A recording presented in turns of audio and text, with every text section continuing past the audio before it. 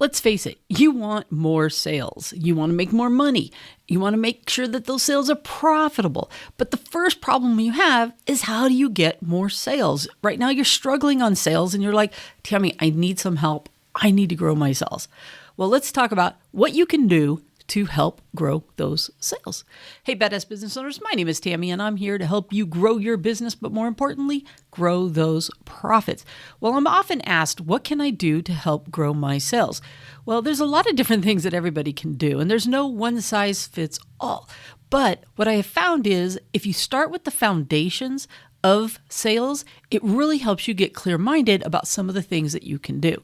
And I'm going to give you an exercise that you can do where you can brainstorm a bunch of ideas on what you can do to grow your sales. Now, keep in mind, when you're doing this brainstorming session, not all of it's going to work. And I don't want you in your head going, oh, that's not going to work. That's not going to work. It's going to really take away from the experience for you, okay? I just want you to write. So just follow along.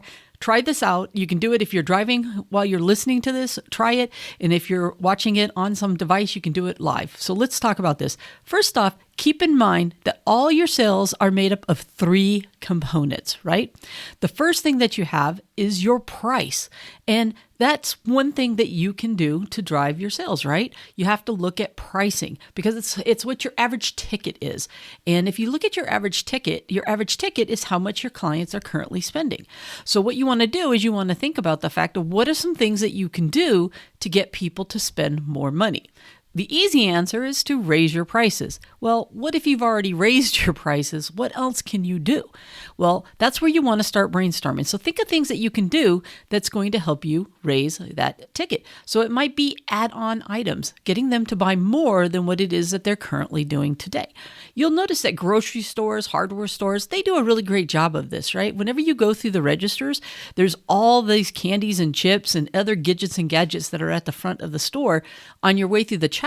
And their goal is to get you to pick up those items and throw them in your cart. And here's what's really cool about those items. They're great margin items. In most cases, they make tons of money. It might cost you $2, $3, but for them, they're making probably $2 profit, if not more, on most of those items. And that's why they want it, because it gets a win-win. They get more sales, but they also get more profit. You'll notice in grocery stores also, a lot of the end cap type of items, they're usually pretty good margin stuff. They're impulse buys where you just throw them in your cart. And that's what they want you to do. Now, in your business, you may not have that opportunity because it may not be a brick and mortar, but what are some things that you can do for an add-on sale? For example, if you do carpet cleaning, is there a way that you could offer some cleaning materials at the time that they can use in between your services? Sure, they can go to the store and they can purchase some, but maybe there's something that you can do that's not necessarily your brand, but something that you can sell along the way that saves them the trip and the energy. And you can say, hey, look, I really believe in this material and you've got to believe it. If you like, we can go ahead and sell you a carton of this or 6 months of supply or whatever the case may be at that moment. And that's a way to get them to buy more.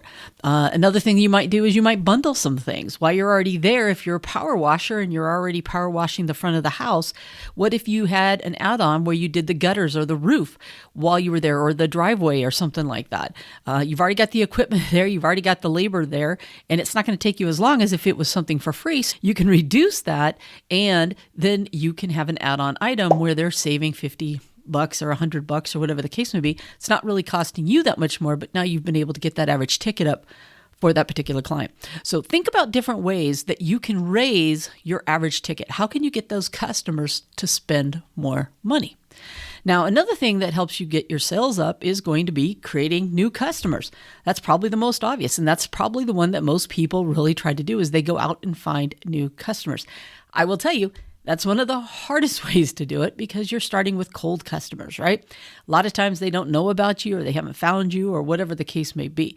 But you need to brainstorm. As part of it is just sit there and just start brainstorming all the different ways that you can come up with new customers. It might be that you go back and you look at your website. It might be that your Google business page, go look at all the things that you currently do today that how customers find you.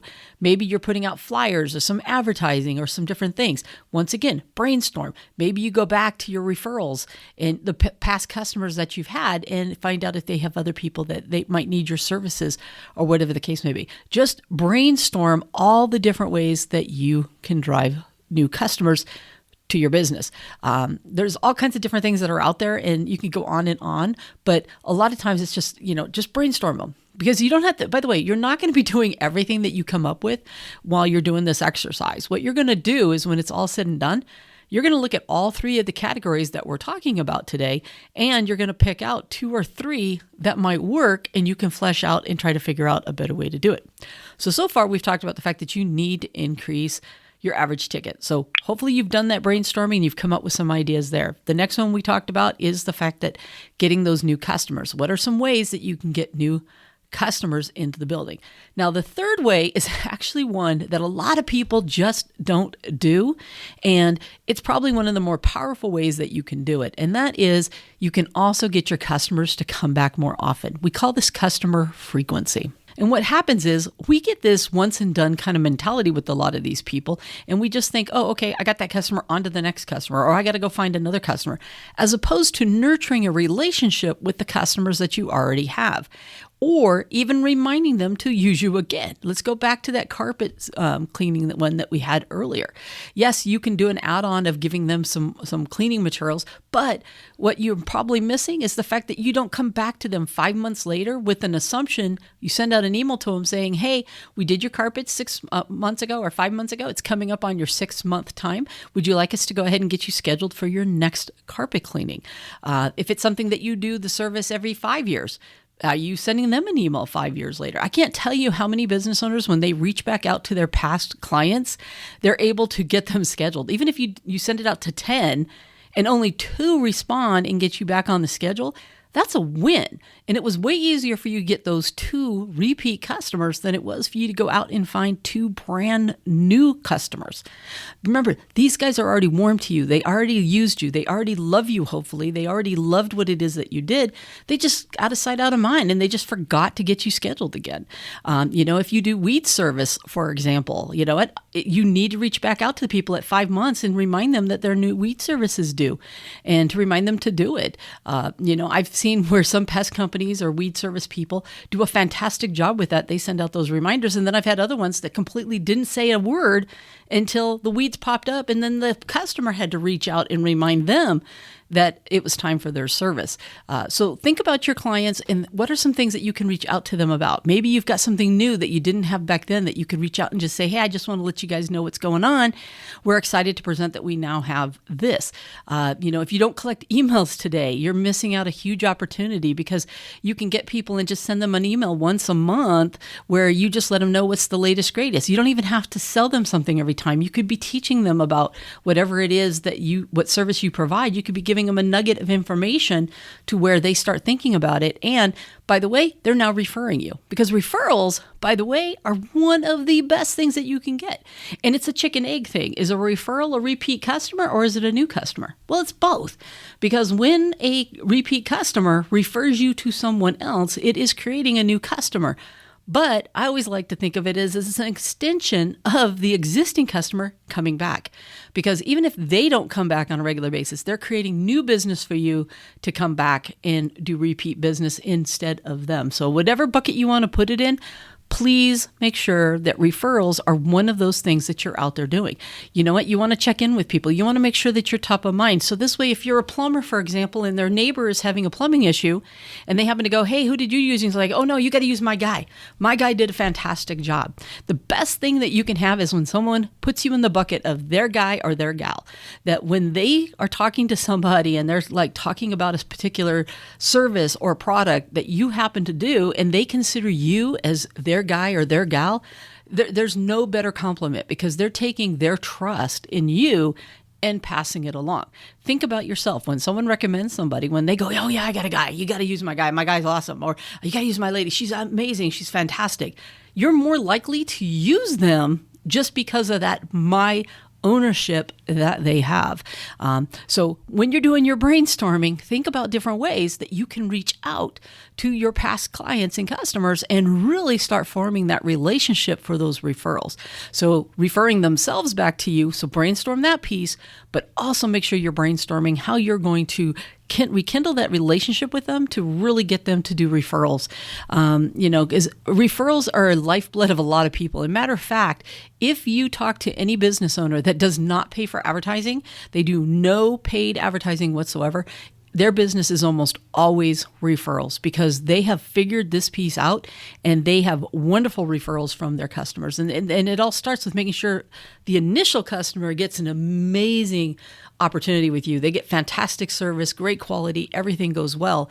And then they stay in touch with that person, or they really have created a lasting impression to where they become their person, their guy, their gal. And that's one of the things that you want to do. So to rehash what we've been talking about, you really need to brainstorm 3, if not 4 things. The first one is going to be, how are you going to get that average ticket up? What are you going to do? Start brainstorming that. Second, how are you going to get new customers? Brainstorm that. What are some things that you can do to go out there and get new customers? Third, how are you going to go out and get your customers to repeat, to come back again? How are you going to get back in touch with them? How are you going to remind them to use your services again, stuff like that. And then the fourth one, which is tied to both of those, is the referral game. How are you going to get your referral game up? How are you going to get the people to start getting other people to come use you? How can they be your biggest marketing machine? Really is what you're trying to do for them. So there's a bunch of different ways. Hopefully you've got a few ideas out of what we've talked about today. Brainstorm yourself. Come up with 30, 40, 50 ideas. Don't worry about how you're going to do it. Just brainstorm the ideas. Then you take those 40, 50 ideas, come up with the top 2 or 3, and then really run for those things and see what you can do to be able to grow your sales. All right? Because if you grow those sales and you make sure they're profitable by watching some of our pricing videos, I promise you're going to be profitable and you're going to make more money. And with that, I'm going to get out of here. Check out these other videos. I'll talk to you next time. Bye for now.